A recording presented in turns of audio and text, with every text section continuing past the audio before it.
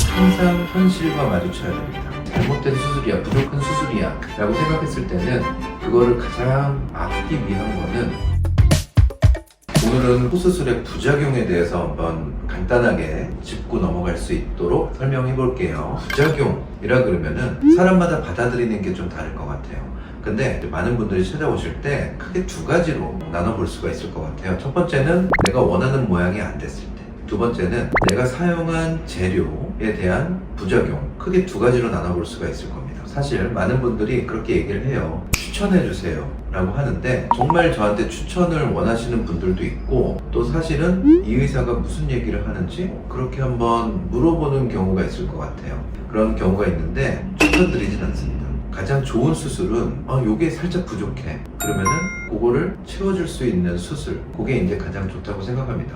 뭐 내가 휘었어, 그래서 나는 높이가 더 높아지거나 뭐 코끝이 더 올라가거나 그런 걸 원치 않는데 휜 것만 바로 잡았으면 좋겠어? 뭐 거기서 멈출 수도 있어요. 아니면은 내가 코가 너무 낮아, 요 정도 높이가 되면은 내가 생각할 때는 참 뿌듯할 것 같아, 만족할 것 같아, 그렇게 이제 목표가 좀 있어야 됩니다. 알아요. 참 불안하고 잘생긴 사람 혹은 이쁜 사람 이렇게 봤을 때 나랑 안 어울릴 것 같은데 라고 생각할 수 있지만, 내가 이쁘다고 생각하는 코의 모양, 길이, 높이 이런 거를 갖게 되면은 다 잘 어울립니다. 그렇기 때문에 원하는 모양이 안 됐을 때 잘못된 수술이야, 부족한 수술이야 라고 생각했을 때는 그거를 가장 막기 위한 거는, 일단 본인이 생각하는, 내 눈에는 나는 이거는 이 정도면은 만족할 것 같아, 나는 뭐 연예인 사진 아니면 친구 사진 아니면은 뭐 포토샵을 해오시는 분들도 있어요. 그렇게 하셔도 상관없어요. 그 사진을 갖고 병원에 오셔가지고 상담하는 게 더 효과적이고 빠르고 정확하게 상담 및 진료를 볼 수 있는 꿀팁입니다. 그리고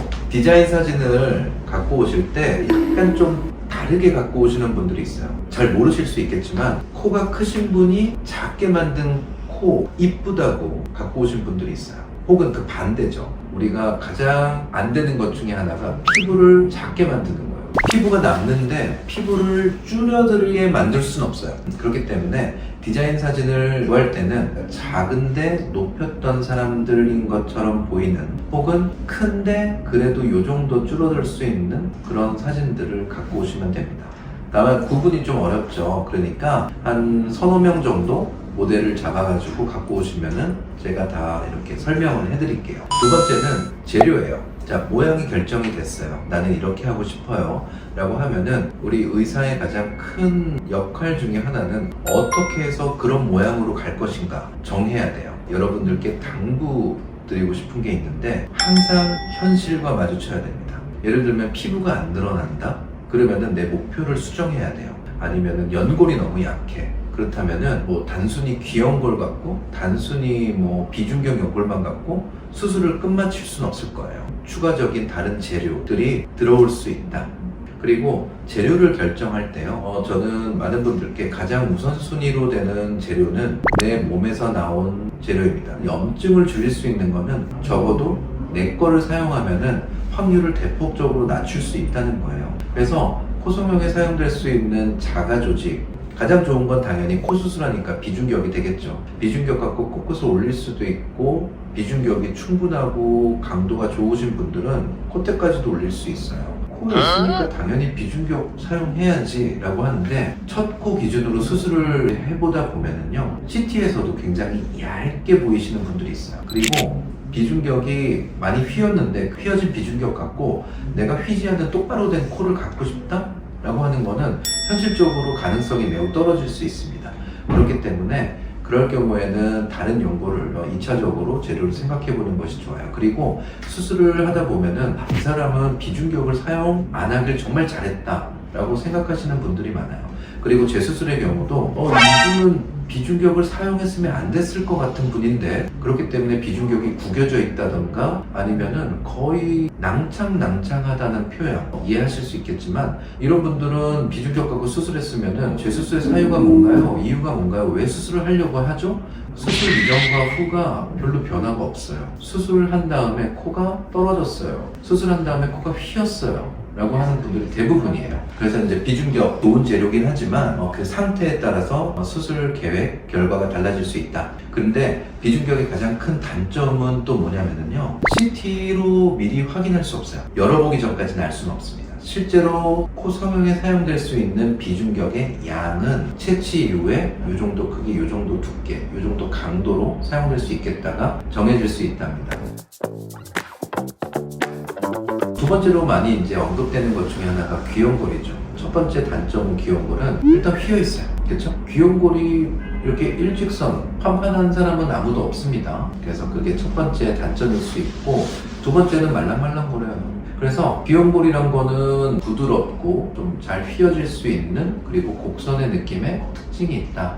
그리고 귀염골은 귀가 크다 그래서 전체적으로 사용할 수 있는 건 아닙니다. 웨이도 주변의 연골만 사용할 수가 있어요. 왜 그러냐면은 바깥에 있는 연골을 사용하게 되면은 혹시겠니? 막 이러면서 귀 변형이 생길 수 있는 거죠. 세 번째는 우스갯소리로 가끔 가다가 저도 설명을 드리지만 에어팟이 떨어질 수도 있습니다. 그럼에도 불구하고 귀염골이란 거는 우리가 수술이란 범위에서, 즉 얼굴에 수술하는 데 있어서 크게 이동하지 않는 선에서 연골 채취가 비교적 간단하게 될 수 있죠. 그래서 빠르다, 그 다음에 쉽게 채취가 가능하다, 그런 거는 장점으로 자리 잡을 수 있습니다. 그 다음에 세 번째는 자가늑연골입니다. 물론 자가늑연골에 대해서 어떤 편견, 선입견 그런 게 이제 있는데, 야, 이건 마지막에 하는 거 아니야? 라고 생각하시는 분들이 많이 있어요. 지금은 많이 바뀌었어요. 굳이 돌아서 갈 필요는 없다는 거죠. 그래서 처음에 확실하게 수술을 하고 싶다라고 한다면 자가늑연골을 선택하시는 분들이 많이 늘어났어요. 첫 수술임에도. 자가늑연골은 이게 수술을 자꾸 하다 보면은 자가늑연골 하나만 갖고 모든 수술이 할 수 있는 가장 큰 장점을 갖고 있어요. 내 거니까 당연히 거부 반응은 없을 수 있고요. 근데 역시 단점이 존재하죠. 단점이란 거는 이것도 마찬가지로 열어봐야 알 수 있답니다. 사전에 뭐 CT나 아니면 엑스레이를 찍어가지고 골화가 연골이 연골 상태를 잃어버리고 뼈처럼 단단해지는 그러한 변화가 있는데, 이거를 사전에 알 수는 없어요. 그리고 부분적으로 10%, 20% 골화가 진행이 되었다 하더라도 이 늑연골을 갖고 수술을 진행하는 데는 크게 문제가 없습니다. 그래서 자가조직이란 거는 어떻게 보면 귀염골만을 제외하고는 미리 열어보기 전까지는 알 수는 없다. 그럼에도 불구하고 다른 외부에서 들어온 조직에 비해서는 현격하게 염증 발생 확률을 줄일 수 있는, 즉 거부 반응이겠죠. 그런 거 줄일 수 있는 가장 좋은 장점이긴 합니다. 그래서 재료를 잘 선택을 해야 됩니다. 코 수술에 있어서 가장 걱정되고 부담스럽고 정말 일으키고 싶지 않고 저 역시도 마주하고 싶지 않은 거는 수술입니다.